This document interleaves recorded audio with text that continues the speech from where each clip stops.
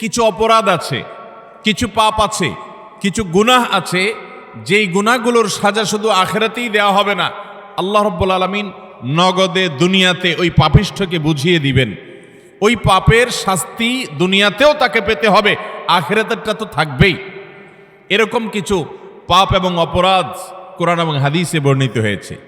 এরকম 10টি পাপ, 10টি অপরাধের কথা আজ আমরা জানবো ইনশাআল্লাহ। এর ভিতরে সর্বপ্রথম, যেই অপরাধ করার শাস্তি শুধু আখিরাতে দেওয়া হবে না, আখিরাতের শাস্তি তো দেওয়া হবেই, দুনিয়াতেই আল্লাহ তাআলা ওই অপরাধীকে এই অপরাধের শাস্তি দিবেন, দিয়ে ছাড়বেন। এর মধ্যে প্রথম যে অপরাধের কথা বলতে চাই তা হলো মা বাবার অবাধ্যতা, মা বাবার নাফরমানি, মা বাবার সাথে বেয়াদবি করা, তাদের অসম্মান অশ্রদ্ধা করা, তাদের অধিকার নষ্ট করা, খর্ব করা। এটা এমন একটা অপরাধ, এই অপরাধের শাস্তি আল্লাহ শুধু আখিরাতে দিবেন তা নয়, ওই নরাধমকে, মা বাবার অবাধ্য এবং নাফরমান সন্তানকে আল্লাহ তাআলা দুনিয়াতে তার এই পাপের প্রায়শ্চিত্ত ভোগ করানো ছাড়া মৃত্যু দিবেন না। এ বিষয়ে মুস্তাদরাক হাকিমের বর্ণিত একটি হাদিস আছে। নবী আলাইহিস সালাম বলেছেন, বাবানি মুআজ্জালানি উকুবাতুহুমা ফিদ দুনিয়া আল বাগয়ু ওয়া উকুকুল ওয়ালিদাইন।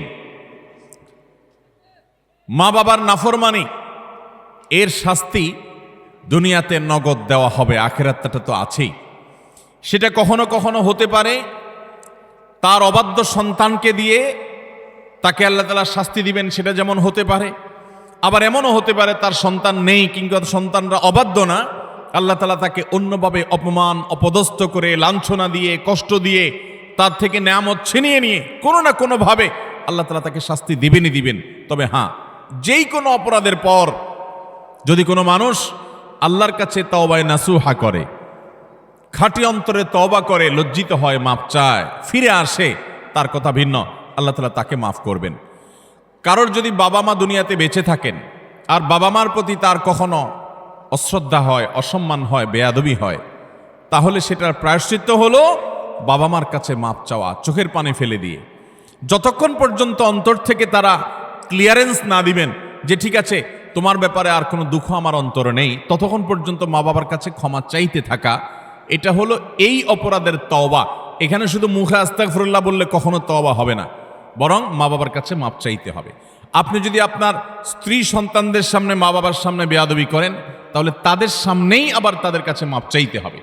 আপনি যদি কারোর সামনে বাবা মাকে অসম্মান করে থাকেন, তাদের কোনো নির্দেশ লঙ্ঘন করে থাকেন, তাচ্ছিল্য প্রদর্শন করে থাকেন, ওই মানুষগুলোর সামনেই আবার আপনাকে প্রায়শ্চিত্ত করতে হবে। এটি হলো মা বাবার কাছে ক্ষমা চাওয়ার পদ্ধতি।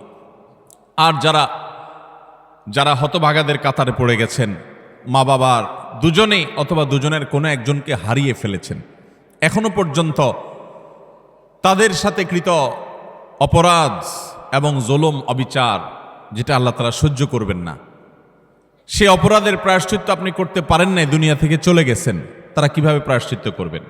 তাদের প্রায়শ্চিত্তের কয়েকটা ধাপ আছে। নাম্বার 1, তারা মা বাবার হয়ে আল্লাহর কাছে অনেক বেশি ইস্তেগফার এবং চোখের পানি ফেলবেন। আল্লাহ, আমার বাবাকে, আমার মাকে আপনি মাফ করে দিন। নামাজ পড়ে পড়ে ভোর রাতে তাহাজ্জুদের সময়, জুমার দিন মাগরিবের আগে, আসরের পরে সূর্যাস্ত যাওয়ার সময়, গুরুত্বপূর্ণ দোয়া কবুলের কিছু সময় আছে, এই সময়গুলোতে হাত তুলে আল্লাহর কাছে চোখের পানি ফেলে মাপ চাইবেন। আল্লাহ, আমার বাবার প্রতি আমি অনেক অবিচার করেছি, আমার মায়ের প্রতি আমি অনেক অশ্রদ্ধা প্রদর্শন করেছি, যেটা আমার করা উচিত হয়নি। আল্লাহ তাআলা কোরআনে কারিমে তার ইবাদতের নির্দেশের পরেই যার কথা বলেছেন তিনি হলেন মা বাবা। রিদার রব্বি ফি রিদাল ওয়ালিদাইন ওয়া সাখাতুর রব্বি ফি সাখাতিল ওয়ালিদাইন। নবীজি সাল্লাল্লাহু আলাইহি সাল্লাম বলেছেন, কারোর মা বাবা যদি তার উপরে সন্তুষ্ট থাকে তো আল্লাহ তার উপরে সন্তুষ্ট, আর মা বাবা যদি অসন্তুষ্ট তো আল্লাহ তার উপর অসন্তুষ্ট। মা বাবা হলো মানুষের জান্নাতের দুয়ার, এটাকে ঠিক রাখলে মানুষের জন্য জান্নাতের পথ সুগম হয়। মোহতারাম হাজরিন, এই জন্য কোনো ইমানদার যদি তার মা বাবাকে হারিয়ে ফেলেন, দুজনের কোনো একজন চলে যান, এটা বড় দুর্ভাগ্যের কথা যে জীবদ্দশায় মাপ চাওয়া হয় নাই। প্রায়শ্চিত্ত করার জন্য প্রথম কাজ হলো মা বাবার হয়ে অনেক বেশি বেশি ইস্তিগফার করা, ক্ষমা প্রার্থনা করা, তাদের হয়ে আল্লাহর কাছে আপিল করা, দোয়া করা, আল্লাহ তাদেরকে মাফ করে দিন। এই কাজটি অনেক বেশি পরিমাণে করতে থাকা, দিল থেকে করতে থাকা এক। দ্বিতীয়ত যে কাজটা করতে হবে তা হলো সহিহ মুসলিমে বর্ণিত একটা হাদিস থেকে আমরা জানতে পারি, নবী আলাইহিস সালাম বলেছেন, কোনো ব্যক্তি তার বাবা মার প্রতি বাধ্যগত হওয়ার, তাদের অনুগত হওয়ার, তাদের প্রতি সদাচরণ করার একটা গুরুত্বপূর্ণ পার্ট এবং অংশ হলো মা বাবার অগোচরে কিংবা তাদের উপস্থিতিতে তাদের যে বন্ধু বান্ধব আছেন, তারা যাদের সাথে উঠা বসা করতেন, তাদের সহপাঠী যারা ছিলেন, সেই মানুষগুলোকে বাবা মার মতো সম্মান করা। ধরুন আপনার বাবা দুনিয়া থেকে চলে গেছেন, বাবার বন্ধু কারা ছিলেন, বাবার সহচর কারা ছিলেন, বাবার একান্ত কাছের কারা ছিলেন। আপনার বাবা বেঁচে থাকতে আপনার ছোট ভাই বোনদেরকে অনেক আদর করতেন, আপনার বাবার অনুপস্থিতিতে আপনি তাদেরকে আদর করলেন। আপনার বাবা বেঁচে থাকতে তার নাতি নাতনিদেরকে অনেক কেয়ার করতেন, তিনি নাই, আজকে আপনি তার হয়ে সেই কাজটা করলেন। আপনার বাবা বেঁচে থাকলে তার বন্ধু বান্ধবদের সম্মান করতেন, স্নেহ করতেন, ভালোবাসা দিতেন, দাওয়াত দিয়ে খাওয়াতেন, আপনি তার অগোচরে সেই কাজটা করলেন। এভাবে আপনার বাবা মা দুনিয়া থেকে চলে যাওয়ার পরও তাদের পক্ষ থেকে এই কাজগুলো করার মাধ্যমে আপনি বিররুল ওয়ালিদাইন বা মা বাবার প্রতি সদাচরণের কাজটা আঞ্জাম দিতে পারবেন। আল্লাহ তাআলা আমাদের সবাইকে মা বাবার সদাচরণকারী, মা বাবার অনুগত সন্তান হওয়ার তৌফিক দান করেন।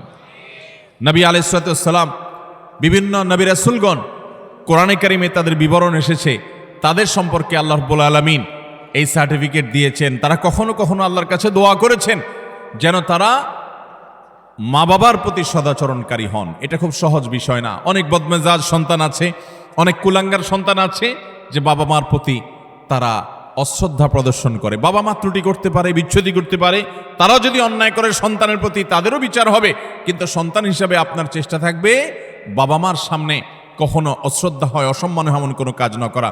আব্দুল ইবনে আব্বাস রাদিয়াল্লাহু তাআলা বলেছেন, তুমি তোমার বাবা মায়ের সামনে যদি জামা ঝাড়া দাও, কাপড় ঝাড়া দাও, ধুলাবালি সরাও, বাবা মার সামনে এই কাপড় নাড়াটা এটাও বাবা মার সামনে বেয়াদবির শামিল। আল্লাহর জমিনে কারোর সামনে যদি তুমি সবচেয়ে বেশি কাচুমুচু করতে হয়, সে হলো তোমার বাবা মা। তোমার সবচেয়ে বেশি বিনয়ের হকদার যদি কেউ থাকে আল্লাহর জমিনে, তিনি হলেন তোমার বাবা মা। যার কথা তুমি অন্ধের মতো মানবে, কোরআন হাদিসের খেলাফ না হলে, তিনি হলেন তোমার বাবা মা। এই জায়গাটা আর কারোর জন্য হতে পারে না। অথচ আজকাল বেশিরভাগ যুবক, বেশিরভাগ কিশোরদেরকে দেখবেন যে আল্লাহর জমিনে যার চাইতে সবচেয়ে বেশি, যার সঙ্গে সবচেয়ে বেশি ঝাড়ি মেরে কথা বলা যায়, তারা মনে করে তিনি হলেন কে? মা। সবচেয়ে বেশি ঝাড়ি যাকে দিয়ে আমাদের আজকাল কিশোররা, যুবকরা কথা বলে, তিনি হলেন কে? হতভাগা মা। আল্লাহ রাব্বুল আলামিন আমাদেরকে মানুষ হওয়ার তৌফিক দান করুন, মুসলমান হওয়ার তৌফিক দান করুন। মা বাবার মর্ম ততক্ষণ পর্যন্ত মানুষ বোঝে না যতক্ষণ পর্যন্ত সে বাবা মা না হয়েছে। আল্লাহ তাআলা আমাদেরকে বাবা মার কদর করার তৌফিক দান করুন। তাহলে এক নম্বরের অপরাধ পেলাম আমরা, বাবা মার প্রতি যদি কেউ অবজ্ঞা করে, অশ্রদ্ধা করে, অসম্মান করে, তাদের কথা না মেনে চলে, লঙ্ঘন করে। হ্যাঁ, তারা কোনো অন্যায় কথা বললে সেটা মানা যাবে না, ন্যায়সঙ্গত কথা বললে সেটা মানতে হবে। এই ক্ষেত্রে যদি কেউ ত্রুটি করে, বিচ্যুতি করে, বাবা মার অবাধ্য হয়, তার এই শাস্তি আল্লাহ শুধু আখিরাতেই দিবেন তা নয়, দুনিয়াতে তাকে এর জন্য প্রায়শ্চিত্ত ভোগ করতে হবে। তবে যদি সে মাপ চেয়ে এটাকে সুরাহা করে ফেলে এবং এটা ক্ষমা চেয়ে নেয়, তাহলে আল্লাহ তাআলা আশা করা যায় মাফ করবেন। নাম্বার 2, কারোর প্রতি জুলুম, কারোর প্রতি অবিচার, গায়ের জোর খাটানো, মাস্তানি গুন্ডামি করা, প্রভাব প্রতিপত্তি দেখানো, যে কাউকে দুর্বল পেয়ে তার উপরে চড়াও হওয়া, কাউকে ঠেকিয়ে ঠকিয়ে নিজের কাজ সিদ্ধ করা, এই মানুষের প্রতি জুলুম, অবিচার, এটার শাস্তি আল্লাহ তাআলা দুনিয়াতে দেন। পৃথিবীর ইতিহাসে এমন একজন জালেম দেখাতে পারবেন না যে জালেম জুলুম করেছে আর তার প্রায়শ্চিত্ত তাকে দুনিয়াতে পেতে হয়নি। পৃথিবীর ইতিহাসে সর্বপ্রথম জালেম, মানব সভ্যতার, মানব ইতিহাসের সর্বপ্রথম জালেম ছিল কাবিল, আদম আলাইহিস সালামের ছেলে কাবিল। সে জুলুম করেছে নিজের আপন ভাই হাবিলের প্রতি। আল্লাহ তাআলা তার মুখ সম্মোচন করে দিয়েছেন, তাকে অপমান অপদস্থ করেছেন, তার এই কুকর্ম আল্লাহ তাআলা ফাঁস করে দিয়েছেন। এটি ছিল আল্লাহর পক্ষ থেকে তার জন্য দুনিয়ার শাস্তি, আখিরাতের শাস্তি তো আছেই। পৃথিবীর ইতিহাসে বহু জালেম গিয়েছে, নমরুদ জুলুম করেছে, আবু জাহাল জুলুম করেছে, উতবা সাহেবা জুলুম করেছে, অনেক পরাশক্তি জুলুম করেছে। আল্লাহ তাআলা তাদের প্রত্যেককে অপদস্থ করেছেন, অপমান করেছেন, তাদের মুখ সম্মোচন করেছেন, তাদের শাস্তি দিয়েছেন। তবে আল্লাহ ছাড় দেন, আল্লাহ ছাড় দেন। আল্লাহ বলেছেন, ইন্নামা নুমলি লাহুম, আমি ছাড় দিয়ে রাখি, ইন্না কাইদি মাতিন। ছাড় দেওয়ার পরে যখন ধরি, সে ধরাটা হয় বড় শক্ত, সেটা থেকে বাঁচার কোনো উপায় থাকে। জুলুম এমন অপরাধ, কোনো মুসলমান যদি কোনো হিন্দুর প্রতি জুলুম করে, কোনো নামাজি মানুষ যদি কোনো বেনামাজির প্রতি জুলুম করে, কোনো ধার্মিক মানুষ যদি কোনো অধার্মিক মানুষের প্রতি জুলুম করে, তারপরও আল্লাহ তাআলার সাহায্য ওই মাজলুমের প্রতি থাকে, হোক সে অমুসলিম, হোক সে অন্য ধর্মের মানুষ, কারণ জুলুমকে আল্লাহ কখনো সহ্য করেন। ভাইরা আমার, পশু পাখি তাদের কোনো জান্নাতও নাই, জাহান্নামও নাই। পশু পাখির কোনো জান্নাত জাহান্নাম আছে? তাদের কোনো ইবাদত বন্দেগী আছে? আল্লাহ তাআলা কিয়ামতের দিন গরু ছাগলকে জিজ্ঞাসা করবেন, তোমার যৌবনকাল কিভাবে কাটাইছো? ঘাস খায় কাটছো নাকি শুয়ে শুয়ে কাটছো? আল্লাহ জিজ্ঞাসা করবেন। জিজ্ঞাসাবাদ হবে মানুষের এবং জিনের। পশু পাখির কোনো জিজ্ঞাসাবাদ হবে? পশু পাখির আল্লাহ জিজ্ঞাসা করবেন, ঘাস বেশি খাইছো কিনা, অপচয় করছো কিনা? তোমার মালিক তোমাকে ঘাস খাইতে দিছে, অর্ধেক খাইছে আর অর্ধেক ফালাইছো, অপচয় করছো, জবাব দাও। এরকম কোনো কথা আছে হাদিস কোরআনে? নাই। তাদের কোনো বিচার নাই। কিন্তু জুলুম এমন অপরাধ, পশু পাখি পর্যন্ত একজন আরেকজনের উপর যদি জুলুম করে, একটা গরু অন্য গরুটার উপরে চড়াও হয়ে তাকে আক্রমণ করে রক্তাক্ত করে ফেলেছে, গায়ের জোর ছিল। একটা ছাগল শিং ছিল আর একটা শিং ছিল না, যার শিং ছিল সে শিং দিয়ে গুতগুতি করে অন্য আরেকটা ছাগলকে আহত করেছে, আঘাতপ্রাপ্ত করেছে। একটা মোরগ অন্য মোরগের প্রতি অবিচার করেছে। নবী করিম সাল্লাল্লাহু আলাইহি সাল্লামের সুস্পষ্ট হাদিস পাওয়া যায়, কিয়ামতের ময়দানে এই পশুগুলোকে আল্লাহ তাআলা মাটি হওয়া থেকে আবার পুনরায় সৃষ্টি করবেন এবং দুনিয়াতে যে যার প্রতি অবিচার করেছে সেই অবিচারের বিচার আল্লাহ করবেন, যে এখন তুমি যে দুর্বল ছিল সে সবল যে তার প্রতি জুলুম করেছে তার প্রায়শ্চিত্ত স্বরূপ তাকে সে গুঁতো মারবে এবং এর শাস্তি পাবে। এরপর আল্লাহ বলবেন, কুনু তুরাবা, তোমরা আবার মাটি হয়ে যাও, আবার তারা মাটির সাথে মিশে যাবে। অর্থাৎ তাদের কোনো বিচার নেই। কিন্তু পশু পাখিও যদি একে অন্যের প্রতি জুলুম করে, আল্লাহ রাব্বুল ইজ্জত তার বিচার কিয়ামতের ময়দানে করবেন। তাহলে মানুষের জুলুম এটা কত জঘন্য হতে পারে, কত ভয়াবহ হতে পারে। কোরআনে কারিমে আল্লাহ তাআলা বলেছেন, ওমা রব্বুকা বিযাল্লামিল লিল আবিদ, তোমার রব আল্লাহ তিনি বান্দার প্রতি কোনো জুলুম করেন না। আল্লাহ হাদিসে কুদসিতে বলেছেন, ইন্নী হাররামতু যুলমা আলা নাফসি, আমি আল্লাহ বলেছেন তিনি আল্লাহ, তিনি তার নিজের প্রতি নিজে জুলুমকে হারাম করে দিয়েছেন। আল্লাহর উপরে কোনো হালাল হারাম করার কেউ আছে? হালাল হারাম করবে তো তিনি, যিনি মহান সৃষ্টিকর্তা, তিনি নিজে সৃষ্টিকর্তা, তাকে আবার হালাল হারাম বাতাবে কে? তার জন্য কোনো বিধিনিষেধ তো থাকার কথা নয়, কিন্তু তিনি নিজের প্রতি নিজে এটা আরোপ করেছেন যে আমি জুলুমকে আমার উপরে হারাম করে দিয়েছি। আজ সমাজের চতুর্দিকে তাকালে দেখবেন এই ভয়াবহ অপরাধ। আমরা অনেকে নামাজ কালাম পড়ছি, মুখে হয়তো দাড়িও আছে, আমি হয়তো নিজেকে মুসলমান দাবিও করছি, আমি হয়তো তাসবিহ তিলাওয়াতও করছি, অথচ আমি একজন রিকশাওয়ালাকে দুর্বল পেয়ে জুলুম করছি, আমি হয়তো অধীনস্থ কর্মচারীকে দুর্বল পেয়ে জুলুম করছি, আমি হয়তো আমার চাইতে আরেকজন একটু কম ক্ষমতা সম্পন্ন তাকে পেয়ে আমি চড়াও হচ্ছি, আমি হয়তো আমার মালিক অনুপস্থিত আছে এই দুর্বলতায় আমি তার সম্পদের প্রতি জুলুম করছি, তার কাজ ফাঁকি দিয়ে জুলুম করছি। এভাবে চতুর্দিকে দেখবেন জুলুমের এক মহোৎসব চলছে। আল্লাহ রাব্বুল আলামিন কোরআনে কারিমে পরিষ্কারভাবে জানিয়েছেন যে জুলুম যদি কেউ করে, এই জুলুম চুল পরিমাণও যদি করা হয় এর বিচার আল্লাহ তাআলা করবেন। আখিরাতে শুধু বিচার হবে তা নয়, আমরা যে হাদিসটি আবু দাউদ এবং তিরমিজিতে পাই, সেই হাদিসে নবী সাল্লাল্লাহু আলাইহি ওয়াসাল্লাম বলেছেন, মা মিন যামবিন আজদারু আই ইউআজ্জিলাল্লাহু লিসাহিবিহি আল উকুবা ফিদ দুনিয়া মা মা ইয়াদখিরুহু ফিল আখিরাহ মিসলাল বাগয়ি ওয়া কাতিআতির রাহম।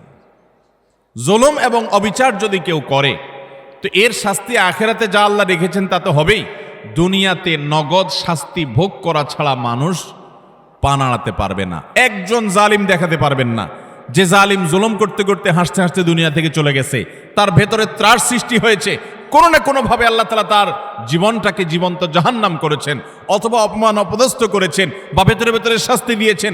এই শাস্তি ভোগ করা ছাড়া কোনো জালিম যেতে পারে না। এজন্য ভাইরা আমার, কারোর প্রতি যদি জুলুম হয়, বিশেষ করে আমাদের তরুণ বন্ধুদেরকে আমরা বলি যে কয়েকজন বন্ধু যখন একসাথ হন শরীরের মধ্যে একটা ভাবসাব চলে আসে। কয়েকজন কলেজে পড়ুয়া বন্ধু, আজকাল কলেজে পড়া লাগে না, এখন কিশোর গ্যাং বাইর হয়েছে, পুস্কে পুস্কে 4-5 জন একসাথে হয়ে গেলেই মাস্তান হয়ে যায়, ঠিক না বে ঠিক? 4-5 জন একসাথে হলে শরীরে একটা ভাবসাব চলে আসে। একা একা যদি চায়ের দোকানে যান তো আস্তে করে খুব নরম সুরে বলেন, মামু 1 কাপ চা দেন। আর যখন 4-5 জন 6-7 জন একসাথে যান তো শরীরে ভাব চলে আসে। একবারে বেশি 2বার যদি ডাকা লাগে ওই টি বয়কে, ওই কর্মচারী বেচারাকে, তখন তার দিকে তেড়ে যান, শক্ত কথা বলেন, জোরে আওয়াজ করেন, ভাবখানা এমন যে আপনি কি হুনুরু হয়ে গেছেন।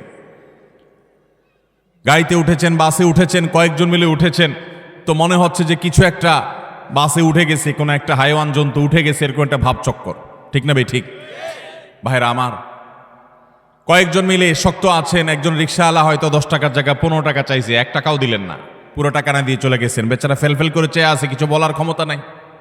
মনে রাখবেন, এর সবগুলো আল্লাহর খাতায় লেখা হচ্ছে। একটি পাপ এমন নাই, একটি জুলুম নাই যে জুলুম আল্লাহর খাতায় লেখা হচ্ছে না। নবী করিম সাল্লাল্লাহু আলাইহি ওয়াসাল্লাম সেজন্য বলেছেন, সেদিন আসার আগে নিজেদের এই সকল মামলাগুলোকে নিষ্পত্তি করে ফেলো, মানুষের অধিকারগুলো দিয়ে ফেলো, যাদের প্রতি জুলুম করেছ মাপ চেয়ে সেগুলোকে ক্ষমা চেয়ে সবগুলোকে চূড়ান্তভাবে নিষ্পত্তি করে ফেলো।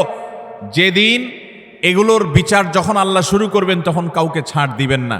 নবী সাল্লাল্লাহু আলাইহি ওয়াসাল্লাম বলেছেন, আতাদরুনা মানিল মুফলিস, তোমরা কি জানো সবচেয়ে বড় ভিখারিকে, অভাবীকে? সাহাবীরা বলেছেন, আল মুফলিসু ফিনা মান লা দিনারাহু ওয়া লা দিরহামা, হে আল্লাহর রাসূল, আমাদের মধ্যে যার টাকা পয়সা নাই সেই তো অভাবী, আমরা জানি। নবীজি সাল্লাল্লাহু আলাইহি ওয়াসাল্লাম বলেছেন, আরে সেই অভাবী আসল অভাবী না, আসল অভাবীর পরিচয় তাহলে শুনো। একটা লোক দুনিয়াতে অনেক কোরআন তেলাওয়াত করেছে, অনেক তাসবিহ জপেছে, অনেক হজ উমরা করেছে, অনেক বেশি ইবাদত বন্দেগী করেছে, অনেক নফল নামাজ পড়েছে, নফল রোজা রেখেছে, অনেক দান সাদাকা করেছে, অনেক ভালো কথা মানুষকে শুনিয়েছে, অনেক মাহফিলে সে গিয়েছে, অনেক ভালো কাজে সহযোগিতা করেছে, হাজী সাহেব গাজী সাহেব হয়েছে, সবই ঠিক আছে। কিন্তু এত বিশাল পরিমাণ আমলের পাহাড় নিয়ে আল্লাহর কাছে তিনি হাজির হয়েছেন, তার আশা এত আমল করে আসছি, জান্নাত আমার ঠেকাবে কে? কিন্তু দেখা গেল দুনিয়াতে তার জীবদ্দশায়, কৈশোর বয়সে, যৌবনে, প্রাপ্তবয়স্কে, বৃদ্ধ বয়স্কে, বিভিন্ন পর্যায়ে এসে সে কখনো কাউর প্রতি অত্যাচার করেছে, অবিচার করেছে, কাউকে ঘাট ধাক্কা দিয়েছে, কাউকে একটা ঘুষি দিয়েছে, কাউকে একটা গালি দিয়েছে, কাউর প্রতি অবিচার করেছে, কারোর প্রতি জুলুম করেছে, কখনো কাজের বুয়ার প্রতি করেছে, কখনো ড্রাইভারের প্রতি করেছে, কখনো অধীনস্থের প্রতি করেছে, কখনো আপন ভাইয়ের প্রতি করেছে, কখনো আপন বোনের প্রতি করেছে, কখনো নিজের স্ত্রীর প্রতি করেছে, কখনো হয়তো সন্তানের প্রতি করেছে, নানামুখী মানুষের প্রতি জুলুম করেছে।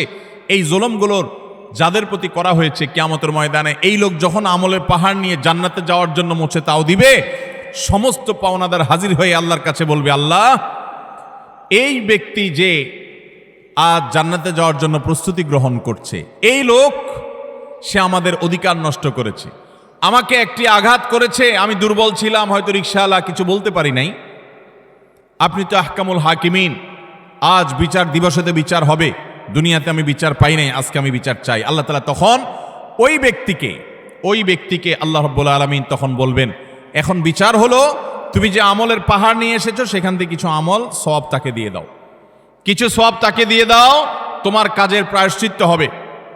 তাকে আল্লাহ তাআলা বিদায় করবেন, নিষ্পত্তি করবেন। আরেকজন হাজির, এভাবে একে একে যত পাওনাদার তার কাছে হবে, সমস্ত পাওনাদারদের পাওনা দিতে দিতে তার আমল যা নিয়ে এসেছে এ আমলের সকল সওয়াব ফুরিয়ে যাবে, শেষ। কিন্তু পাওনাদার তখনও আছে। এবার পাওনাদারদের পাওনা নিষ্পত্তি করবার জন্য আল্লাহ তাআলা পাওনাদারদের পাপের বোঝা তার মাথায় একটু একটু করে, তার অপরাধের অনুপাত হারে আল্লাহ তাআলা দিতে দিতে পাপের বোঝা মাথায় নিয়ে, আমল তো সওয়াব তো এর আগেই শেষ পাওনাদারকে দিয়ে, এবার পাওনাদারদের পাপের বোঝা মাথায় নিয়ে সে জাহান্নামে নিক্ষিপ্ত হবে।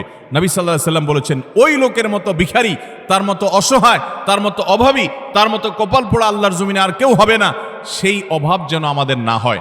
এজন্য ভাইরা আমার, দুনিয়ার জীবনে আমার কারোর প্রতি যেন কোনো জুলুম না হয়, কোনো অবিচার না হয়, গায়ের জোর যেন আমি না দেখাই।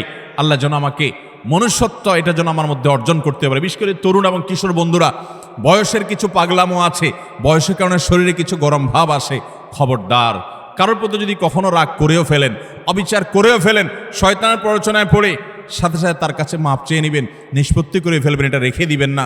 কারণ আল্লাহর খাতায় প্রত্যেকটা অপরাধ লিপিবদ্ধ হবে। এটা তো আখিরাতের কথা।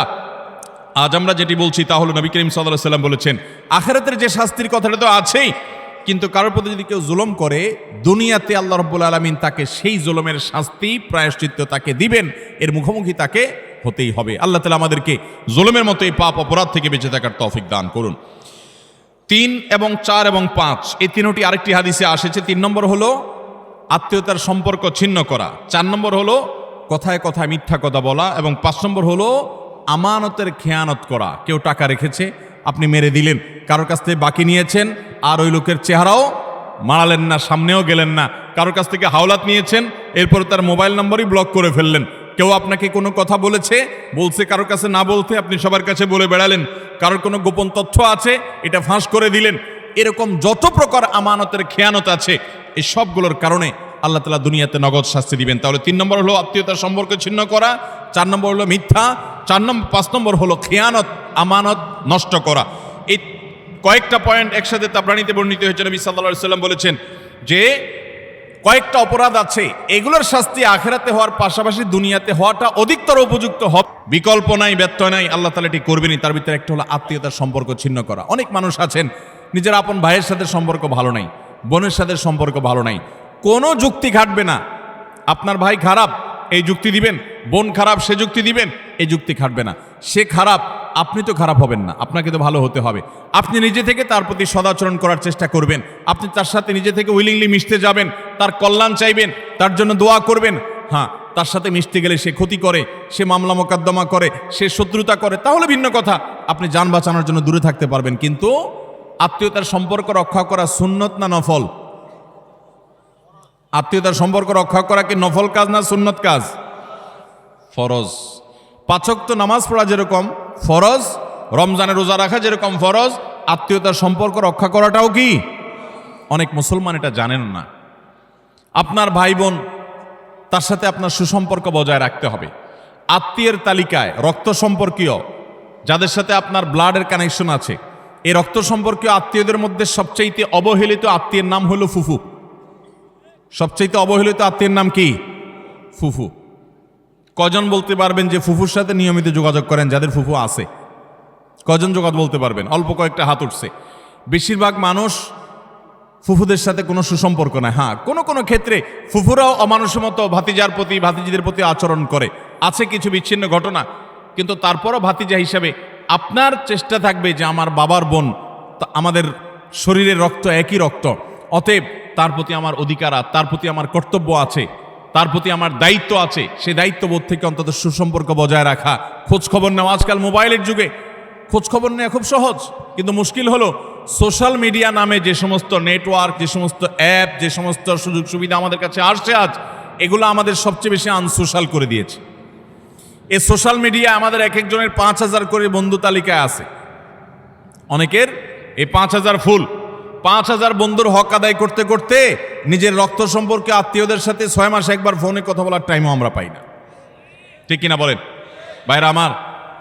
আপনার এই ফেক বন্ধু, কাগজে বন্ধু, ফেসবুকীয় বন্ধু, কোরআন এবং হাদিসের আলোকে এদের কোনো হক আপনার কাছে সে অর্থে? অথচ বন্ধু আপনার পোস্টে লাইক মারছে, আপনি পাল্টা লাইক না মানলে বন্ধু নাখোশ হয়ে যায়। এই জন্য ঘুরে ঘুরে তার ওয়ালে গিয়া লাইক মারা লাগে। বন্ধু আপনার পোস্টে কমেন্ট করছে, আপনি কমেন্ট না করলে, রিপ্লাই না দিলে সে নাখোশ হয়ে জন্য রিপ্লাই দেওয়া লাগে। মেসেঞ্জারে নক করছে, রিপ্লাই দেওয়া লাগে। এই 5000 এই সমস্ত কাগজে বন্ধু আর ফেসবুকে বন্ধুর হক আদায় করতে গিয়ে আসল আপন যারা, তাদেরকে আজকাল আমরা ভুলে গেছি। আল্লাহ তাআলা আমাদেরকে আত্মীয় স্বজনের হক আদায় করার তৌফিক দান করুন। আপনি আপনার রক্ত সম্পর্কীয় আত্মীয়দের সাথে খোঁজখবর রাখতে হবে। আপনার খালা আপনার রক্ত সম্পর্কীয় আত্মীয়, আপনার মামা আপনার রক্ত সম্পর্কীয় আত্মীয়, আপনার চাচা আপনার রক্ত সম্পর্কীয় আত্মীয়। আমাদের সমাজে দেখবেন যে চাচা এবং ফুফু, তাদের সাথে একসাথে থাকার কারণে, জমিজমার ব্যাপার স্যাপার থাকার কারণে অনেক সময় বুঝের অমিল হয়, গন্ডগোল হয়, মামলা কন্দম পর্যন্ত জড়ায়, মনোমালিন্য হয়, কিন্তু তারপরও দিন শেষে তারা আপনার রক্ত সম্পর্কীয় আত্মীয়। আপনি একজন মুসলমান হিসাবে তাদের সাথে সম্পর্ক ছিন্ন কখনো করতে পারবেন না, কোনো যুক্তিতে না। হ্যাঁ, সে আপনার ক্ষতি করছে, বাধ্য হয়ে আপনি ছিন্ন করতে হচ্ছে বা দূরে থাকতে হচ্ছে, ভিন্ন কথা। এছাড়া অন্য কোনো যুক্তিতে আপনি আত্মীয়তার সম্পর্ক ছিন্ন করতে পারবেন না। অনেক লোক বলে আমার আত্মীয়, সে তো আমার খোঁজখবর নেয় না, আমি একা নেওয়া লাগে। হ্যাঁ, আপনি একা নিবেন, আপনি আল্লাহর কাছে সওয়াব পাবেন। সে নিচ্ছে না, সে দায়ী হবে, অপরাধী হবে। সে নিচ্ছে না, এই যুক্তিতে আপনি তাকে ছিন্ন করার অধিকার। আল্লাহ তাআলা আমাদেরকে আত্মীয়তার সম্পর্ক রক্ষা করার তৌফিক দান করুক। চাচা এবং ফুফুদের খোঁজখবর নেব তো ইনশাআল্লাহ। চাচা তো ভাই, ফুফাতো ভাই বোন, তাদের খোঁজখবর নেব তো ইনশাআল্লাহ। এগুলো তো অনেক পরের কথা। অনেক কপাল পড়া আছে নিজের আপন ভাই বোনের সাথেও যোগাযোগ, কত বন্ধু তার, কত দোস্ত তার, কত আপন তার, অথচ রক্ত সম্পর্কীয় এই মানুষগুলোর প্রতি তারা খেয়াল রাখে না। নবী করিম সাল্লাল্লাহু আলাইহি সাল্লাম বলেছেন, আল্লাহ রাব্বুল আলামিন হাদিসে কুদসিতে বলেছেন যে ব্যক্তি আত্মীয়তার সম্পর্ককে রক্ষা করবে, সংযুক্ত করবে, তাদের সাথে কানেক্টেড থাকবে, আল্লাহ তাআলা ওই ব্যক্তির সাথে কানেক্টেড থাকবেন। আর যে ব্যক্তি আত্মীয়তার সম্পর্কের সাথে সম্পর্ক ছিন্ন করে ফেলবে, আত্মীয়ের সাথে সম্পর্ক ছিন্ন করবে, রাখবে না, আল্লাহ তাআলা বলেছেন কাতাআহুল্লাহ, আল্লাহ তাআলা তার সাথে সম্পর্ক ছিন্ন করে ফেলবেন। এবং লা ইয়াদখুলুল জান্নাতা কাতি, আত্মীয়তার সম্পর্ক ছিন্নকারী জান্নাতে প্রবেশ করবে। কোন যুক্তিতে আত্মীয়তার সম্পর্ক আপনি ছিন্ন করতে পারেন না, রাগ করে 3 দিন অভিমান করতে পারেন, এর বেশি না। আল্লাহ আমাদেরকে এই অপরাধটি থেকে বেঁচে থাকার তৌফিক দান করুন। আত্মীয়তার সম্পর্ক রক্ষা করলে ওই ব্যক্তিকে আল্লাহ তাআলা দুনিয়াতে নগদ শাস্তি দিয়ে থাকেন আখিরাতের শাস্তির পাশাপাশি। আর 4 নম্বর হলো মিথ্যা, কথায় কথায় মিথ্যা, সবার সাথে মিথ্যা, তার জীবনটা মিথ্যার উপরে।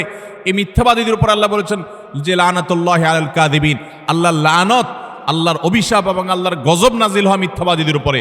এজন্য ঈমানদার কখনো কথায় কথায় মিথ্যা বলতে পারে। 5 নম্বর হলো খেয়ানত, যেটা বললাম যে আমানতের খেয়ানত, অর্থের দিক থেকে খেয়ানত, কথার দিক থেকে খেয়ানত, বিভিন্ন দিক থেকে খেয়ানত।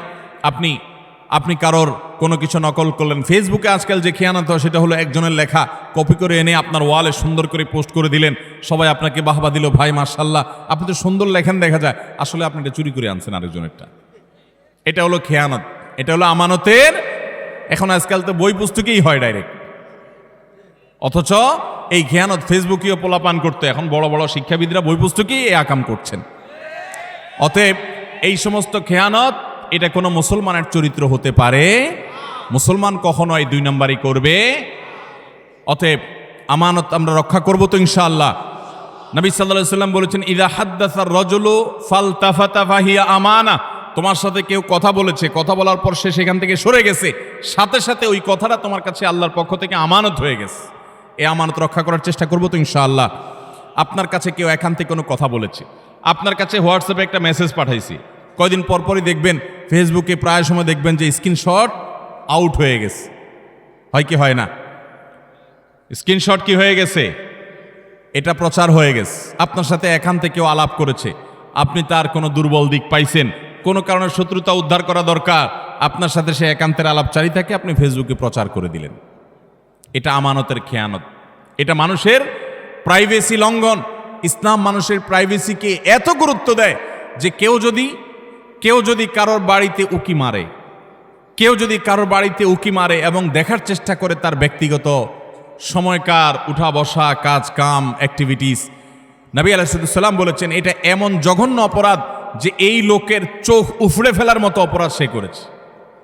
আজকাল দেখবেন প্রায় সময় অমুকের আইডি হ্যাক করেছে, অমুক আইডি হ্যাক করে সেখান থেকে তার ব্যক্তিগত সব তথ্য সে ফাঁস করেছে, এটা করেছে সেটা করেছে।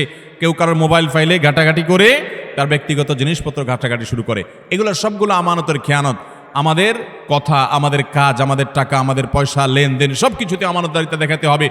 আমানতের খেয়ানত যারা করে, আপনি কাউকে আমানতের খেয়ানত করবেন, আল্লাহ তাআলা আপনাকে এই পরিস্থিতির মুখোমুখি করবেন। বিদায় এ ধরনের গুনাহ থেকে আমরা বেঁচে থাকবো ইনশাআল্লাহ। নাম্বার 6, কোনো মুসলমানকে অপমান করা।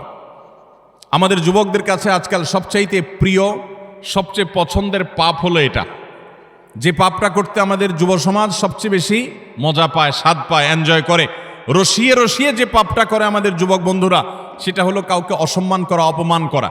দেখবেন 2-4 জন বন্ধু মিলে আরেকজনকে নিয়ে টিজ করছে, আরেকজনকে নিয়ে উত্ত্যক্ত করছে, আরেকজনকে নিয়ে বাজে কথাবার্তা বলছে।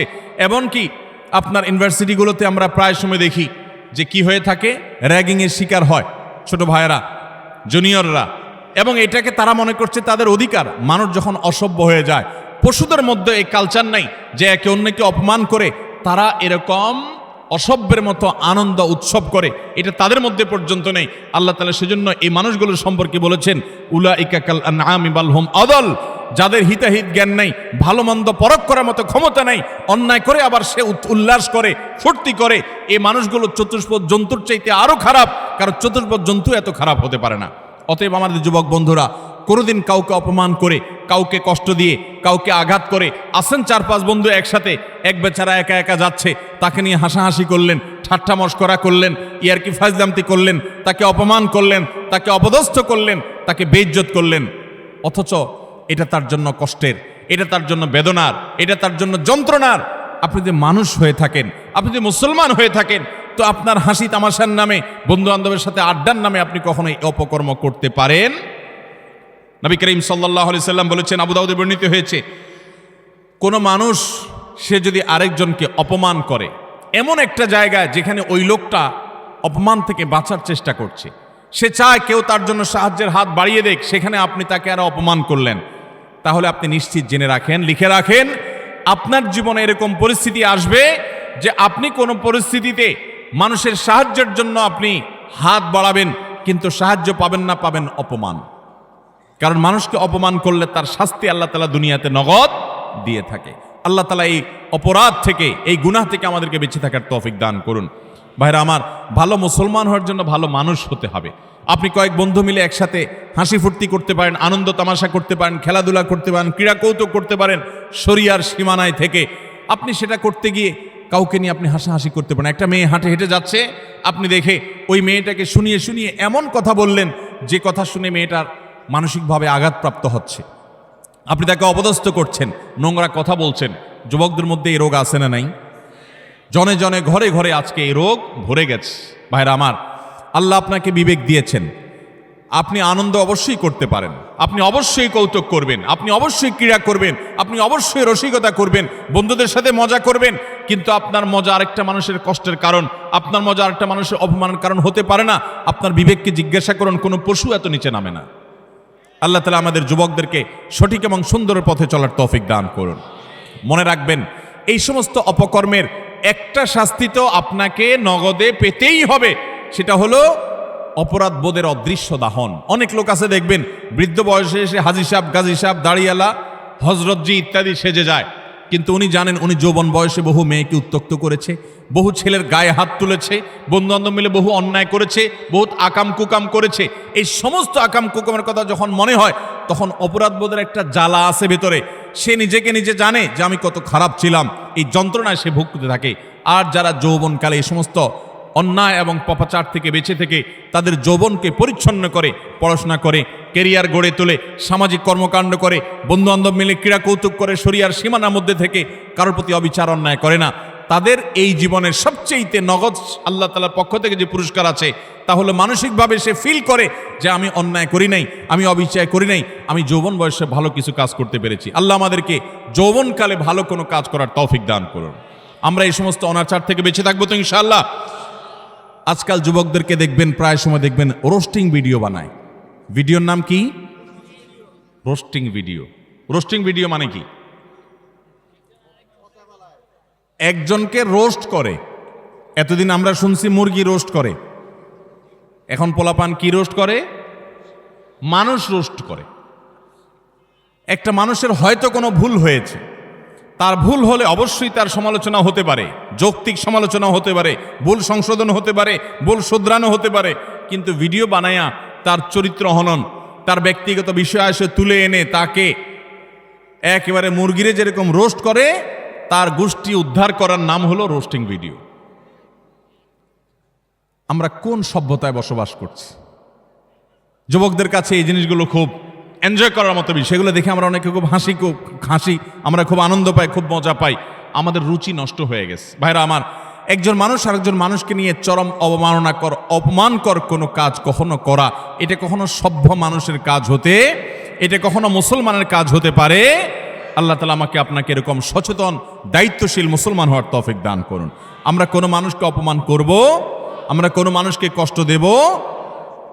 আজ অনেক যুবক আছে, বাবার বয়সী একজন মানুষের সাথে পর্যন্ত বেয়াদবের মতো আচরণ করে।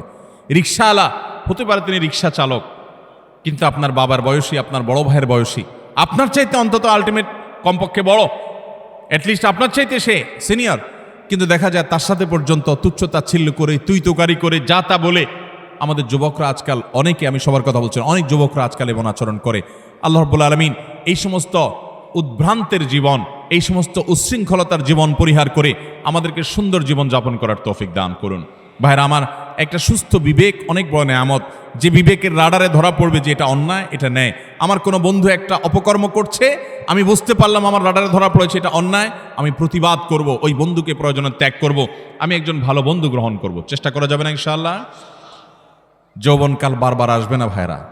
যৌবনের যে পাগলামি, যৌবনের যে উচ্ছলতা, যৌবনের যে উন্মাদনা, আল্লাহর শপথ করে বলছি, এটা চিরকাল থাকবে? থাকবে না, এটা চলে যাবে। কি করেছেন সে জিনিসটা কিন্তু ঠিকই থেকে যাবে, আপনার কর্মটা ঠিকই থেকে যাবে।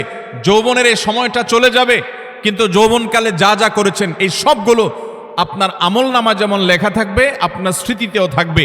আমলনামার কারণে আপনার আখিরাতে শাস্তি হবে, আর স্মৃতিতে থাকার কারণে আপনার পরবর্তী বয়সে আপনাকে অপরাধবোধের অদৃশ্য দাহনে আপনাকে জ্বালাতে থাকবে, অস্থিরতা আপনার মধ্যে কাজ করতে থাকবে। অতএব যৌবনকালে এবং যে কোনো বয়সে আমরা কোনো মানুষকে অপমান অপদস্থ করব। কোনো মানুষ বিপদে পড়েছে, হয়ে গেছে তার দ্বারা একটা কোনো সমস্যা, আপনি চান্স পেয়ে এবার তার 14 গোষ্ঠী উদ্ধার করা শুরু করলেন না ভাই, এই সময় হাত বাড়িয়ে দেন, পারলে তাকে সাহায্য করেন। আল্লাহ রাব্বুল আলামিন আপনার কোনো বিপদে এরকম মানুষ দিয়ে দিবেন যে মানুষ আপনার হাত ধরে আপনাকে উদ্ধার করবে। চেষ্টা করবো না ইনশাআল্লাহ? তাহলে 6 নম্বর অপরাধ এটি যে কোনো মানুষকে অপমান করলে, কোনো মুসলমানকে অপমান করলে তার শাস্তি আল্লাহ রাব্বুল আলামিন দুনিয়াতে দেন। এবং যে ব্যক্তি কোনো বিপদে পড়া মানুষকে, যার দরকার সাহায্য, সে সাহায্যের জন্য হাহাকার করছে, ওই টাইমে তাকে আরো আঘাত করে, আরো আক্রমণ করে, তার রোস্টিং ভিডিও বানায়, তার চরিত্র হনন করে, তাকে অপমান অপদস্থ করে, এই ব্যক্তি তার যখন জীবনে এরকম পরিস্থিতিতে পড়বে, আল্লাহ তাআলা ঠিক একইভাবে অন্য আরেক পাপিষ্ঠকে দিয়ে আল্লাহ তাআলা তাকে সাইজ করবেন। বিদায় বেঁচে থাকবো তো ইনশাআল্লাহ। নাম্বার 7, মানুষকে দেখানোর জন্য কোনো ভালো কাজ করলে, এখন ফেসবুকের সময়, এমন কোনো ভালো কাজ পাওয়া কঠিন হবে যেটা আমরা ফেসবুকে দেই না। আমরা আমাদের আস-সুন্নাহ ফাউন্ডেশনের বিভিন্ন ভালো কাজ কার্যক্রম ফেসবুকে দেই, সেটা হলো জবাবদিহিতা। ডোনাররা যে ডোনেশন করেন তাদের টাকা কোথায় খরচ হচ্ছে, সেটা কিভাবে খরচ হচ্ছে, সেটা তাদেরকে জানানোর জন্য। ব্যক্তিগত দান, ব্যক্তিগত ভালো কাজ, এটাকে একজন ইমানদার যথাসম্ভব লুকাবার চেষ্টা করবে। হ্যাঁ, অন্যকে উৎসাহিত করবার জন্য দান কখনো প্রকাশ্যও দেওয়া যেতে পারে, সেটা প্রশংসনীয় হতে পারে। কিন্তু আজকাল দেখবেন যে যুবকদের দোষ দিয়ে লাভ কি? অনেক মধ্যবয়স্ক মানুষও আছে, দেখা যায় কোনো গরিব মানুষকে হয়তো একটা কলা দান করছে, কলা ত্রাণ হিসাবে, ওই কলা দেখা যায় 6 জন 7 জন মিলে ধরে রাখছে। বুঝার কোনো উপায় নেই কি গরিবকে দিচ্ছে না গরিবে তাদেরকে দিচ্ছে। এই চিত্র আমাদের সমাজে আছে না নেই? সামান্য কয়টা মুড়ি দিচ্ছে, সামান্য একটা কিছু দিচ্ছে, তো এতজন মিলে দিচ্ছে, এটা দেখে বোঝার উপায় নাই যে গরিব মানুষটা দিচ্ছে না এরা গরিব মানুষকে দিচ্ছে। এই সমস্ত তামাশা আমাদের সমাজে হয় কি হয় না বলেন? কদিন আগে একটা ভিডিও ভাইরাল হয়েছে যে এক লোক দোয়া করবে, তো একটা ছেলেকে মোবাইল দিয়া ভিডিও করতে লাগাই দিছে, ওইটা আবার আরেকজন ভিডিও করে ফেলছে। এবার সে হাত তুলে কাঁদতেছে, কান্দা শেষ, মোবাইল অফ করে ভিডিও ফেসবুকে ছেড়ে দিস। ভাইরা আমার, ওমরা করতে গেলে, কোনো একটা ভালো কাজ করতে গেলে সেলফি সেলফি সেলফি ছাড়া কিচ্ছু। একটা হুজুর দেখছে দোয়া নিবে, হুজুর কাছ থেকে কিছু শিখবে, এখন এসব নাই, হুজুর দাঁড়ান একটা সেলফি নেই। এই রোগ আমাদেরকে প্রচন্ড আকারে ধরছে কি ধরে নাই? একটা হলো স্মৃতি রাখলাম, উৎসাহিত অনুপ্রাণিত হলাম, সেটা ভিন্ন বিষয়। বেশিরভাগ ধান্দাই হলো ফেসবুকে একটা পোস্ট দেবো, মানুষ বলবে ওরে বাপরে বাপ তুই এই লোক পাইলি কোত্থেকে, মাশাআল্লাহ মারহাবা, কিছু লাইক কমেন্টের বিজনেস হবে। আমাদের মানুষকে দেখাবার প্রবণতা এখন এমনভাবে হয়ে গেছে যে আমরা এমন কোনো কাজ করি না যেটার ফিডব্যাক দুনিয়াতে আশা করি না, অথচ আল্লাহ তাআলার নেককার বান্দা তারা, যারা কোনো ভালো কাজ করে তার বিনিময়ে আশা করবে কার কাছে? আল্লাহর কাছে। আল্লাহ তাআলা আমাদেরকে সেরকম নিষ্ঠাবান মানুষ হওয়ার তৌফিক দান করুন। নবী আলাইহিস সালাম বলেছেন মুসনাদ আহমদের হাদিসে, মান সাম্মা আন-নাস বিআমালিহি সাম্মা আল্লাহু বিহি, যে ব্যক্তি কোনো ভালো কাজ করে গল্প দিয়ে বেড়াবে শুধুমাত্র মানুষের কাছে, লোক শোনানো, লোক দেখানো কাজ করবে, আল্লাহ রাব্বুল আলামিন ওই ব্যক্তিকে এই কাজের প্রায়শ্চিত্ত দুনিয়াতেই দিবেন এবং তার শাস্তি দুনিয়াতেই হবে। আল্লাহ তাআলা আমাদেরকে এই লৌকিকতা, মানুষকে দেখাবার জন্য ভালো কাজ করার এই বদ অভ্যাস পরিহার করার তৌফিক দান করুন।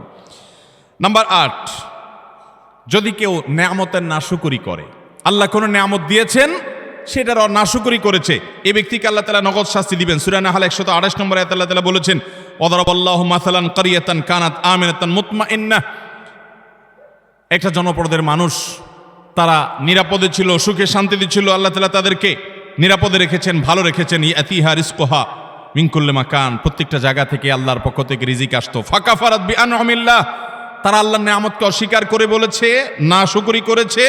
ফাযাকাহা আল্লাহু লিবাসাল জুই ওয়াল খাউফি বিমা কানু ইয়াসনাউন, তাদের এই নাশুকরির কারণে আল্লাহ তাআলা তাদেরকে আল্লাহ রাব্বুল আলামিন দুর্ভিক্ষ, অভাব অনটন, আশঙ্কা এবং ভয়ের শাস্তি দুনিয়াতে দিয়েছেন, আখিরাতেরটা বটে। অনেক মানুষ আছে দেখবেন নাশুকরি করে, আপনি অনেক উপকার করেছেন, বলবেন না আমি কিছুই তো পাই নাই, আমি নিজে নিজে করেছি। এই নাশুকর ঠিকই এক সময় বিপর্যস্ত হবে এবং বিপদগ্রস্ত হবে, এবং যেই নেয়ামত পেয়ে সে নাশুকরি করেছে, এই নেয়ামত আল্লাহ তার কাছ থেকে ছিনিয়ে নিবেন, আজ হোক আর 2 দিন পরে হোক। বিধায় এই ধরনের গুনাহ থেকে আমরা বেঁচে থাকবো তো ইনশাআল্লাহ। অনেক মানুষ আছে দেখবেন আল্লাহর শুকর খুব আদায় করে, মানুষের শুকর আদায় করে না, আছে না নাই?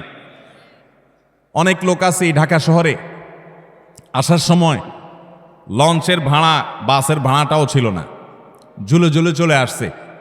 এরপর আল্লাহ তাআলা তাকে এমন সম্পদ দেওয়া দিছেন, যেভাবেই হোক সে এমন সম্পদ কামাইছে, 2-4টা বাড়ির মালিকও হয়ে গেছে, আছে না না? এরকম অনেক মানুষ। কিন্তু ঘন ঘন দেখবেন আল্লাহর শুকর আদায় করে যে আল্লাহ আমাকে সব দিছে। ঠিক আছে, আল্লাহই তো দিছে, কিন্তু আল্লাহর কিছু বান্দাদের ভূমিকা ছিল কি ছিল না? তাদের নাম মুখে নিতে রাজি না, নিলে তো ছোট হয়ে যাবে, আছে না না? এরকম চরিত্রের মানুষ। কোনো অর্জন হলে সব ক্রেডিট আল্লাহরে দেয়, এটা ভালো, কিন্তু আল্লাহকে শুধু দিলে হবে না। কোনো বান্দা যদি আপনাকে উপকার করে, আপনাকে এই পর্যন্ত আসতে সহযোগিতা করে, তো তার কৃতজ্ঞতাও আপনাকে আদায় করতে। নবী আলাইহিস সালাম বলেছেন, মাল্লাম ইয়াশকুরিন নাস লাম ইয়াশকুরিল্লাহ।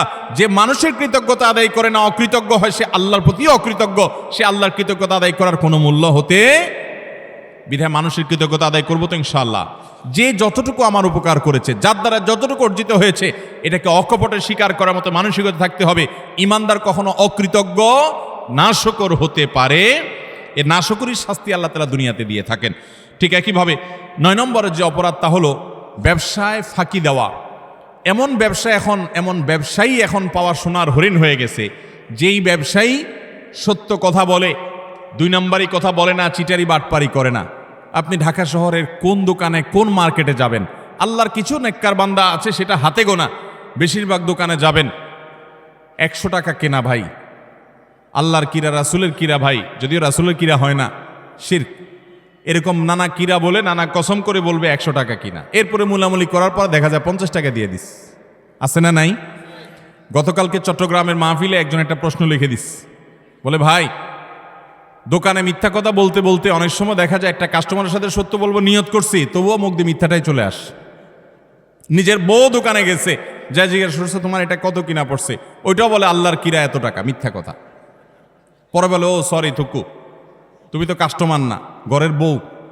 মিথ্যা বলতে বলতে অনেক দোকানদার আছে, এটা বিল্ট ইন হয়ে গেছে, অভ্যাসটা এমন হয়ে গেছে, এটা তার শরীরের, এটা তার অঙ্গের, এটা তার অস্তিত্বের সাথে মিশে গেছে।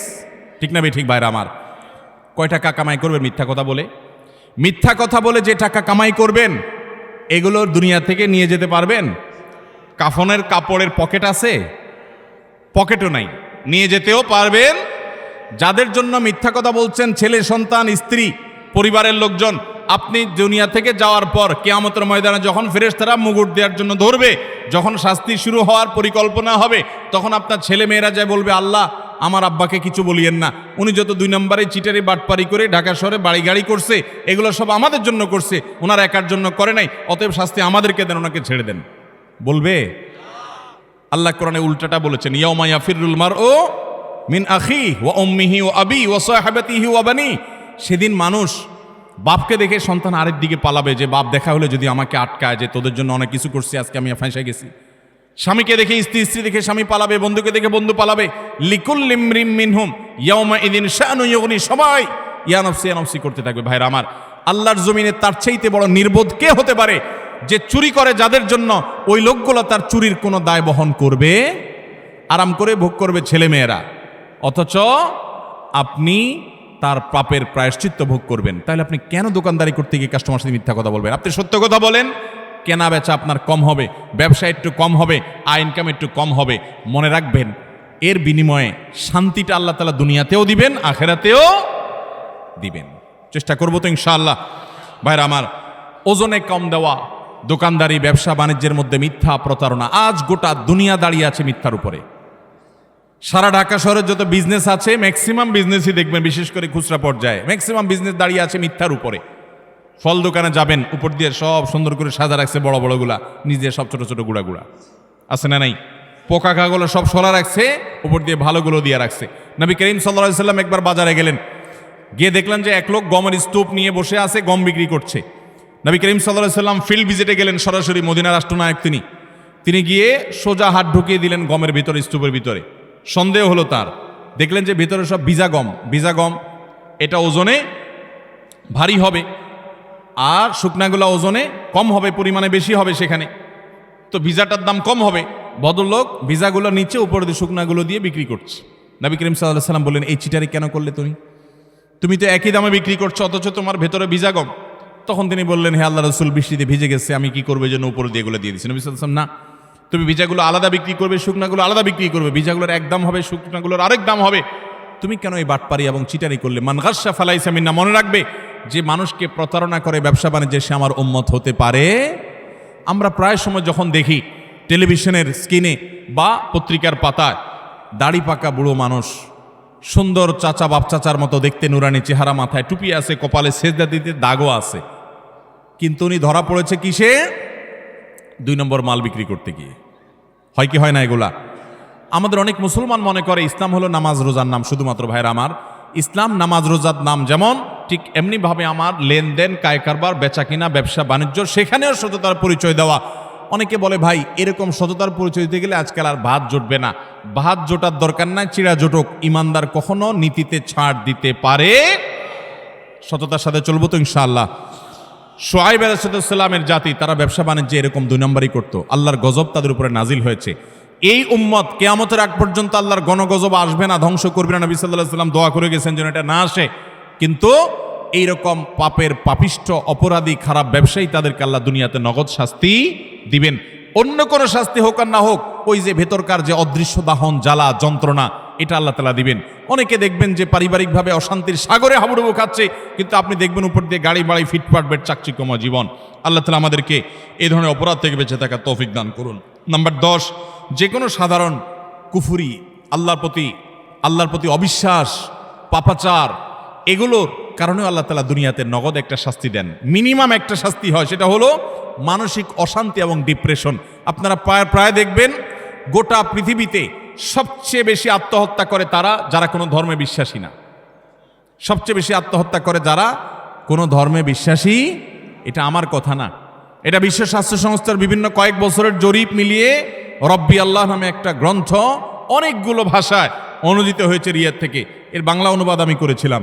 সেখানে একটা গ্রাফ তারা তুলে এনেছেন। বিশ্ব স্বাস্থ্য সংস্থার জরিপের আলোকে কয়েক বছরের জরিপ দেখানো হয়েছে। সারা পৃথিবীতে তুলনামূলকভাবে আত্মহত্যার পরিমাণ, প্রবণতা সবচেয়ে কম যাদের মধ্যে, তারা হলো মুসলমান। কারণ কি জানেন? মুসলমান যদি দেয়ালে পিঠ থেকে যায়, সে জানে উপরে আল্লাহ আছেন, তার একটা আস্থার জায়গা থাকে, ভরসার জায়গা থাকে। আর যার আল্লাহর প্রতি বিশ্বাস না, সে বলে ও স্যাড, ব্যাড, শেষ। আফসোস করা ছাড়া তার কিছু আর থাকে। যালিকা বিআন্নাল্লাহা মাওলাল্লাযীনা আমানু ওয়া আন্নাল কাফিরিনা লা মাওলা লাহুম। আল্লাহ হলেন ইমানদারদের অভিভাবক, আর কাফেরদের কোনো অভিভাবক থাকে। অতএব ভাইরা আমার, যে কোনো পাপের একটা নগদ শাস্তি হলো মানসিক অশান্তি, মানসিক যন্ত্রণা। আপনি দেখবেন যারা আত্মহত্যা করে মারা যায়, প্রায় সময় দেখবেন, এই যে কিছুদিন আগে, গত বছর সম্ভবত, একজন প্রতিষ্ঠিত একজন নায়ক, তার শ্বশুর আত্মহত্যা করে মারা গেলেন। কিসের অভাব বলেন? টাকা আছে, পয়সা আছে, গাড়ি আছে, হ্যাঁ কিছু দেনা হয়েছেন, কিছু পেরেশানি হয়েছে, তো এটা তো অনেক গরিব মানুষের হয়, অনেক ইমানদারের হয়। কিন্তু বেশিরভাগ ক্ষেত্রে দেখবেন ডিপ্রেশন, আর ডিপ্রেশন ছাড়া কিছু নাই। ঘুম আসে না, মদ খাওয়া ছাড়া ঘুম আসে না, ওষুধ খাওয়া ছাড়া ঘুম আসে না। অথচ ভোগের যত উপকরণ সব তার হাতের কাছে আছে। মদের বোতলও তার কাছে আছে, নর্তকীও তার সামনে আছে, অন্যায়, পাপাচার এবং উচ্ছলতা, এটা করার যত মাধ্যম আছে সব তার হাতের কাছে আছে, কিন্তু শান্তি জিনিসটা নাই। মানসিক শান্তি জিনিসটা আল্লাহ রাব্বুল আলামিন কোরআনে কারিমে বলেছেন, আলা বিযিক্রিল্লাহি তাতমাইন্নুল, আল্লাহর জিকির, আল্লাহর আনুগত্যের মধ্যে প্রশান্তি আসে। ভাইরা আমার, সালাহাতু সঙ্গে বুদি দিল খারাস, আজ মুদে এক জামানা খাকে বাস। পাপ বহুত করেছেন, পাপে মজা আছে আমি জানি। জেনা করেছেন, মাদকের দিকে হাত বাড়িয়েছেন, অন্যায় অনাচার করেছেন, অবৈধ পথে কামাই করেছেন, অনেক টাকা পয়সা করেছেন, কিছু স্বাদ পেয়েছেন আমি জানি। আজ মোদে এক জামানা খাকে বাস। আসুন এবার একটু ভিন্ন স্বাদ আস্বাদন করি। আল্লাহর বাধ্যগত হয়ে, আল্লাহর নাফরমানি ছেড়ে দিয়ে আল্লাহর গোলামের জীবন কিছুদিন পরীক্ষামূলক করে দেখেন। এটার যে স্বাদ দুনিয়াতে ভোগের জীবনে, সেই স্বাদ কখনো পাওয়া যায়? আল্লাহ আমাদের সবাইকে আল্লাহর সমস্ত নাফরমানি থেকে বেঁচে থাকার তৌফিক দান করুন। চেষ্টা করবো তো ইনশাআল্লাহ। আমরা আবারও এক নজরে বলছি 10টি অপরাধ যেগুলোর শাস্তি আল্লাহ তাআলা দুনিয়াতে নগদ দিয়ে থাকেন। নাম্বার 1, মা বাবার অবাধ্যতা। মা বাবার নাফরমানি, তাদের সাথে বেয়াদবি, দুনিয়াতে আল্লাহ নগদ শাস্তি দেন। নাম্বার 2, কারোর প্রতি জুলুম অবিচার করলে ওই জালিমকে অপমান অপদস্থ করা, তাকে আল্লাহ তাআলা তার ভিতরে ত্রাসের সৃষ্টি করা, অশান্তির সাগরে ডুবানো, নগদ শাস্তি আল্লাহ তাআলা জালিমকে দেন কারোর প্রতি জুলুম করলে। নাম্বার 3, আত্মীয়তার সম্পর্ক যদি কেউ ছিন্ন করে। নাম্বার 4, কেউ যদি মিথ্যা কথায় বলে। নাম্বার 5, আমানত দেয় কিন্তু আমানতের খেয়ানত করে, এই ব্যক্তিগুলোর শাস্তি আল্লাহ তাআলা দুনিয়াতে দেন। নাম্বার 6, কাউকে অপমান করলেন, অপদস্থ করলেন, অসম্মান করলেন, কারোর ইজ্জত সম্মানে টানাটানি করলেন। আজকাল দেখা যায় ফেসবুকীয় প্রজন্ম, আমাদের ফেসবুক প্রজন্ম দেখা যায়, ইউটিউব প্রজন্ম, টুইটার প্রজন্ম এবং আপনার এই টিকটক প্রজন্ম মানুষকে নিয়ে যাহা তা করছে, এতে তার ইজ্জত যাচ্ছে, কার সম্মান যাচ্ছে, এগুলো দেখা দেখি নাই। ছবি, ব্যঙ্গ, বিকৃতি, তারপরে যে মানুষকে অপমান অপদস্থ করা, নামকে বিকৃত করা, কোনো মুসলমানের খাসলত হতে পারে না। অনেক সময় ইসলামের নামে আমরা এগুলো করছি। এগুলো যে করবে আল্লাহ তাআলা তাকে দুনিয়াতে নগদ শাস্তি দিবেন, অপমান করবেন, অপদস্থের মুখোমুখি করবেন।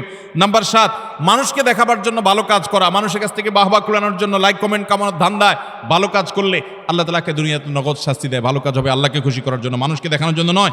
9 নম্বর হলো, 8 নম্বর হলো, যদি কেউ আল্লাহ রাব্বুল আলামিনের কোনো নেয়ামতকে অস্বীকার করে, নাশুকরি করে, অথবা কোনো মানুষের কৃতজ্ঞতা আদায় না করে, এই ব্যক্তিকে আল্লাহ তাআলা নগদ শাস্তি দেন, ওই নেয়ামতটা ছিনিয়ে নিয়ে যান। 9 নম্বর হলো, যদি কেউ ব্যবসা বাণিজ্যে 2 নাম্বারি করে, মিথ্যা কথা বলে, কাস্টমারের সাথে, ক্লায়েন্টের সাথে প্রতারণা করে, এই ব্যক্তিকে আল্লাহ তাআলা দুনিয়াতে আযাব তার জীবনে দিয়ে থাকেন। তার সংসারে হয় অশান্তি, না হলে তার কোনো একটা দিক থেকে আল্লাহ রাব্বুল আলামিন ভয়ঙ্কর শাস্তির মুখোমুখি তাকে করে। নাম্বার 10, যেই কোনো আল্লাহর প্রতি অবাধ্যতা, আল্লাহর অবিশ্বাস, আল্লাহর নাফরমানি যারা করে, দুনিয়াতে আল্লাহ তাআলা ডিপ্রেশন, অশান্তি, কষ্ট এবং মানসিক যন্ত্রণা দিয়ে তাদেরকে শেষ করেন। তারা সুইসাইড সেন্টার খুলতে হয়, তাদের আত্মহত্যা করার জন্য জায়গা খুলতে হয়, তাদের জীবনের সুখ এবং শান্তি আল্লাহ তাআলা তুলে নিয়ে যান। আল্লাহ তাআলা আমাদের সবাইকে আল্লাহ রাব্বুল আলামিনের আনুগত্য পরিপূর্ণভাবে করার তৌফিক দান করুন। এই 10টি অপরাধ যেগুলোর শাস্তি দুনিয়াতে নগদ ভোগ করতে হয়, আল্লাহ তাআলা এগুলো থেকে আমাদের সবাইকে বেঁচে থাকার তৌফিক দান করেন। জাযাকুমুল্লাহু খায়রা ওয়া আখিরু দাওয়ানা আনিল হামদুলিল্লাহি রাব্বিল আলামিন।